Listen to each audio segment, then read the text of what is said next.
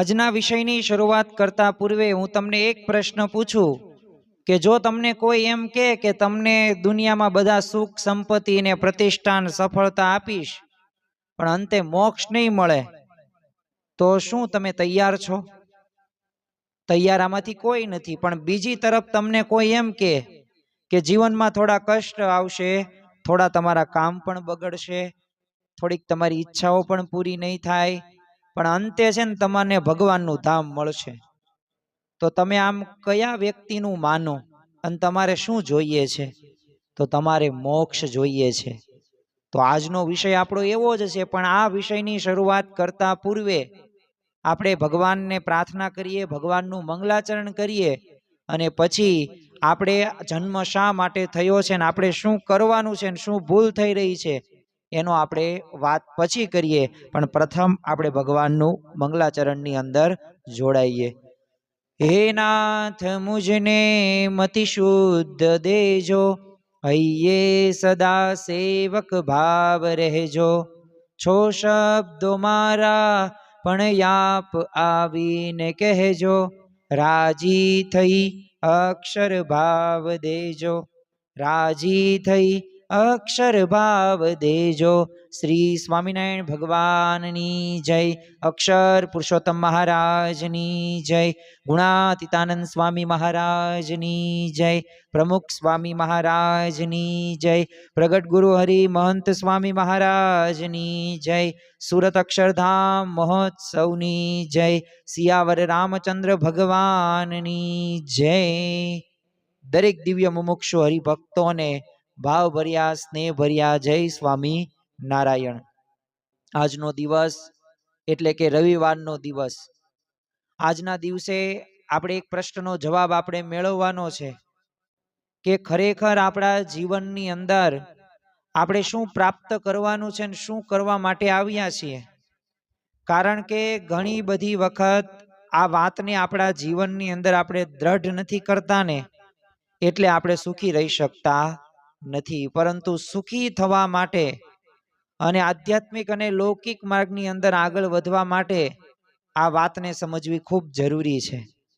પણ વાતની શરૂઆત કરતા પૂર્વે મારે તમને એક વાર્તા કહેવી છે, અને આ વાર્તા શાંતિથી સાંભળજો, એકાગ્ર ચિત્તે સાંભળજો.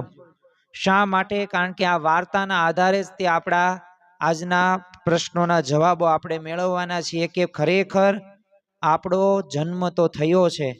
દુર્લભો માનુષો દેહો પૃથ્વીની અંદર, ભારત ખંડની અંદર એ આપણો જન્મ થયો. પણ જન્મ થઈ ગયા બાદ પણ આપણે શું ભૂલ કરી રહ્યા છીએ કે જે આપણે ભૂલ નથી કરવાની? તો એક છે ને પટેલના દીકરાના લગ્ન હતા અને 12 ગામ ઉપર આમ શહેર હતું. હવે આ ગામની અંદર જ્યાં લગ્ન હતા ને ત્યાં પ્રશ્ન શું હતો કે કોઈ પણ પ્રકારની ખાદ્ય વસ્તુઓ ત્યાં પ્રાપ્ત થાય નહીં. એટલે સ્વાભાવિક રીતે તમારે મોટા શહેરની અંદર જવું જ પડે. એટલે પટેલ તો હટાણું કરવા માટે શહેરમાં જવા માટે પોતે ગાડું તૈયાર કરવાની શરૂઆત કરી દીધી. તે આજુબાજુ બધા પાડોશી હતા ને એને ખબર પડી કે આ પટેલ તો ગાડું જોડીને શહેરમાં પોતાનું હટાણું કરવા જાય છે. એટલે બધાય ત્યાં પટેલ પાસે આવે છે અને પટેલને વાત કરતા કીધું કે જો તમે શહેરમાં છે ને ગાડું લઈને હટાણું કરવા જાઓ છો અને ગાડું જોડીને તમે જાઓ છો એ ફાઇનલ છે, પણ તો ભેગા ભેગું અમારું પણ આટલું લેતા આવજો ને, કારણ કે અમારી પાસે કોઈ ગાડું કે એવા કોઈ વાહન વ્યવહારની વ્યવસ્થા નથી. તો એમ કહીને બધાએ જેને જે મગાવવું હતું, કોઈ કે દાળ કીધી, ચોખા કીધું, આવું બધી અલગ અલગ ખાદ્ય સામગ્રી જે ઘરે ખૂટી ગઈ હતી એ બધી વાતો કરી. તે પટેલે કીધું જો તમે મને એમ ન કહો, હું ઘડી ખમો એક નોટબુક લઈ આવું. અને નોટબુક લાવે છે અને લખવાની શરૂઆત કરી દીધી કે તમારું નામ બોલો, તમારું ઠામ બોલો, તમારે શું લાવવાનું છે, કેટલી ક્વોન્ટિટીમાં લાવવાનું છે એ બધું કહી દો તમે મને. અને બધાએ તો આમ પોપટ જેમ બોલે ને એવી રીતે બોલવા લાગ્યા, 5 કિલો દાળ, 5 કિલો ખાંડ ને આવું બધું. અને પટેલ પાછા હોશિયાર, તરત બધું લખવા પણ મળ્યા, લિસ્ટ બનાવી નાખ્યું અને બધાએ બધું નોંધાઈ નાખ્યું. પટેલ તો ગાડું લઈને પોતે શહેરમાં ઉપડ્યા. તે એમને થયું શું, થોડાક કલાકો પછી પહોંચે એટલે કે પહેલા છે ને હું આ બધું જે લિસ્ટમાં છે ને બધું પતાવી દઉં, પછી નિરાતે છે ને આપણું લઈશ. અને પછી તો પાડોશીઓનું ખરીદવા શરૂ કરી દીધું. તો માલ તો આખો ગાડામાં ભરાવા માંડ્યા. તે ધીરે ધીરે ગાડું આખું ભરાઈ ગયું. તો પટેલને કઈ ભાન ન રહ્યું, એટલે પોતાનો 10 મણ બધો માલ લેવાનો, પોતાની ધર્મપત્ની એ બધું મગાવ્યું હતું, એ તો બધું ભૂલી જ ગયા. તે ગાડું ભરાઈ ગયું ને એટલે ઘેર આવવાની ઉતાવળ તો એમને હતી જ તે. એટલે નક્કી કર્યું કે હાલો હવે આપણે ઘરે વહી જઈએ. હવે મગજમાં એને એમ નહીં કે મેં જે વસ્તુ મારી ધર્મપત્નીએ મગાવ્યું છે ને હું જે માટે આવ્યો છું એ તો ભૂલી ગયો. અને તરત તે પોતો ગાડું હાંકીને પોતે ગામ આવે છે ને ગાર આંગણે તે ગાડું છોડ્યું. અને આડોશી પાડોશીને ખબર પડી ગઈ કે પટેલ આવી ગયા છે. આપણી બધી વસ્તુ આપણે લઈ લઈએ અને સામે પૈસા આપણે ચૂકવી દઈએ. પટેલ પણ હોશિયાર, બધી વસ્તુઓ ચૂકવી દીધી અને સ્વાભાવિક રીતના એ બધી વસ્તુઓના પૈસા જે થતા હતા એ લઈ લીધા અને વ્યવસ્થિત રીતે ગાડું ખાલીખમ થઈ ગયું. અને જ્યાં ગાડું ઘરની અંદર પ્રવેશ કર્યો ને પટલાણી તે બોલ્યા કે આપણું ક્યાં વસ્તુ ગયું. અને એકદમ તે ખબર પડી ગઈ કે લે આ લે એ તો હું ભૂલી ગયો. તે પટલાણીએ ખીજાઈને કીધું કે તો તમે શા માટે ગામમાં ગયા હતા? તમે ગયા હતા આપણે ઘરે બધી વસ્તુઓ ને આ બધું આપણા દીકરાના લગ્ન છે ને એનું હટાણું ભરવા તમે ગયા હતા અને એ તમે ભૂલી ગયા. તો જો બુદ્ધિશાળી હોય તે પોતાનો માલ પહેલા લે. એમ ગુણાતીતાનંદ સ્વામીએ પોતાની વાતની અંદર કીધું છે કે કરોડ કામ બગાડીને પણ એક મોક્ષ સુધારવો, અને કરોડ કામ સુધર્યા અને એક મોક્ષ બગાડ્યો તો એમાં શું કર્યું? કંઈ કર્યું નહીં. એમ આપણે આ મનુષ્ય દેહ તો આપણને ભગવાનને સંતે આપ્યો, પરંતુ જો આ મનુષ્ય દેહનો ઉપયોગ જો આપણે વ્યવહાર સાચવવાની અંદર, જો આપણે ધન ઉપાર્જન કરવામાં, જો ખાવા પીવામાં, હરવામાં ફરવામાં જો આ દેહને વાપરી નાખ્યો ને ઘસી નાખ્યો ને અને ભગવાનનું ભજન ન કર્યું તો આ દેહનો ઉપયોગ શું? અરે મનુષ્ય જે આપણને દેહ પ્રાપ્ત થયો તેનું યથાર્થ ફળ શું? કે આ દેહથી આપણે આત્માનું કલ્યાણ કરીએ કે હતા કે મોક્ષ કરીએ. જીવનનો સાચો હેતુ શું? ભગવાને આપણને માત્ર ધંધો કરવા, પૈસા કમાવા માટે, નામ કમાવા માટે જન્મ આપ્યો છે? તો આ બધું તો મૃત્યુ સુધી છે. પણ આત્મા તો શું છે? આત્મા શાશ્વત છે. તો જો આત્મ કલ્યાણ રહ્યું ને એ જ જીવનનો સાચો હેતુ છે. અને જે વ્યક્તિ જો આખી જિંદગી કમાતી રહી પણ ભગવાનને ન ઓળખ્યા, સંતનો આશરો ન લીધો, ભજન ન કર્યું, તો અંતે શું થયું? ખાલી હાથે જ જવું પડે છે. અને ભગવાનને સંતો જો આપણે નજર આપણા ઉપર રાખે જ છે. સીસીટીવી કેમેરા આપણા ઘરમાં હોય કે ન હોય, પણ ભગવાનના ને સંતના તો સીસીટીવી કેમેરા એવા છે ને કે 360 ડિગ્રી 360 એંગલમાં બધું આપણું જોવે છે. ખૂણામાં જઈને આપણે અપ્રામાણિકતા દાખવી નાખીને તમને એમ લાગ્યું ને ખીચામાં પૈસા સન્માને નાખી દીધા છે, પણ ભગવાનને સંતો એ પણ જાણે છે. તમે કોઈનો અભાવ અવગુણ લ્યો ને તો એ પણ ભગવાનને સંત જાણે છે કે જો આની વૃત્તિ તો આવી જ છે, આને હું ક્યારેય તે કોઈ દિવસ સુખ નહીં કાપું. પછી આપણે જ તે રોદડા રહીએ કે મારા જીવનમાં આટલું બધું હોવા છતાં પણ કેમ મને ભગવાન સુખી નથી કરતા. પણ ભાઈ તારામાં ટેવ જ એવી છે ને એટલે તું સુખી નથી થતો. એક માણસ છે ને આખો દિવસ ખૂબ મહેનત કરીને છે ને ટ્રેનમાં ચડ્યો, તે સામાન બધો સરસ રીતે ગોઠવી નાખ્યો, પણ ટ્રેન હતી ને એ ખોટી હતી. તો જો જ્યાં જવું હતું ત્યાં ક્યારેય પહોંચ્યો જ નહીં. બસ એવી જ રીતે આપણે ભૂલ કરીએ છીએ. જીવનમાં બધાએ કામ બરાબર કર્યા પણ ભગવાન તરફનું સ્ટેશન રહ્યું ને એ ચૂકી ગયા છીએ. તો આખું જીવન આપણું વ્યર્થ ગયું. દિશા રહીને એ અગત્યની વાત છે. સાચી ટ્રેન પકડાવીને એ અગત્યની વાત છે. અરે કરોડ કામ શા માટે બગાડવા પડે? ભગવાનનો માર્ગ તો સરળ નથી. કારણ કે ક્યારેક સત્સંગ માટે વેપાર છોડવો પડે, ક્યારેક રવિવારની સભા માટે આરામ છોડવો પણ પડે, અરે ક્યારેક સેવા માટે સમય આપવો પડે ને ઘરમાં મહેમાન આવે ને તો એને તિલાંજલિ આપવી પડે, ક્યારેક એનું પણ સાંભળવું પડે ભારે ભગતનો થઈ ગયો, અને ક્યારેક દુનિયાની મોજ પણ છોડવી પડે. રવિવારનો દિવસ એટલે મજાનો દિવસ, પણ સન્ડે ફોર સ્વામી. તો આ જ્યારે ભાવના હોય ને ત્યારે ખરેખર આપણને આગળ વધી શકાય. ઘણા બધા લોકો શું કહે આટલો બધો સત્સંગ શા માટે કરવો, અને અત્યારથી થોડો કરાય. પણ સત્સંગી હોય ને વિચાર કરે કે આ બધું તો થોડા દિવસનું છે. અરે ગમે એટલા તમે વ્યવહાર સાચવશો, તમારા વ્યવહાર સંબંધિત વાત કરું કે તમે ઘણા વર્ષોથી ગમે એટલું સાચવતા હોય પણ તમારી એક નાનકડી એવી ભૂલ, તો એ વ્યક્તિ છે ને તમારી એક નાનકડી એવી ભૂલ જ જોવાનો છે. બાકી તમે 100, 200, 1000 કામ કર્યા હોય ને તો એ જોવાનું નથી.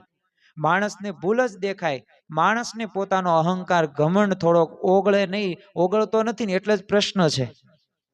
તો આપણે છે ને અક્ષરધામમાં જવાનું છે અને એના માટે આપણા પ્રયત્નો થવા પડે. આપણો જો જન્મ આ માટે થયો છે. આજનો આ પ્રેરણાદાયી રવિવાર છે ને તો આપણે આ પ્રેરણા અવશ્ય પ્રાપ્ત કરવાની છે. એક છે ને ખેડૂત પાસે બીજ હતું, તો જો તે બીજ તો એ ખાઈ લે તો એક દિવસનું પેટ ભરાશે, પણ જો જમીનમાં એ જ બીજ વાવે તો આખું વર્ષ અનાજ મળશે.